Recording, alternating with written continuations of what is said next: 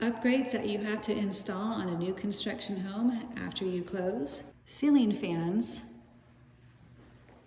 lighting fixtures, some backsplash, curtains, curtain rod, and blinds, painted walls, kitchen cabinetry hardware, closet storage and shelving, shower curtain and shower rod, built-in office and Murphy's bed, plus shutters,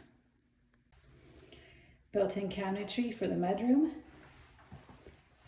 upgraded washer and dryer, and cabinetry in the laundry room.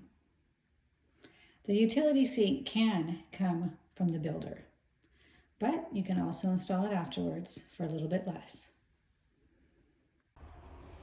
Screened in front patio and flagpole.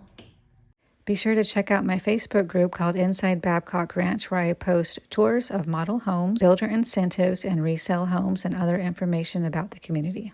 If you like this video, please hit the like button, comment, and subscribe.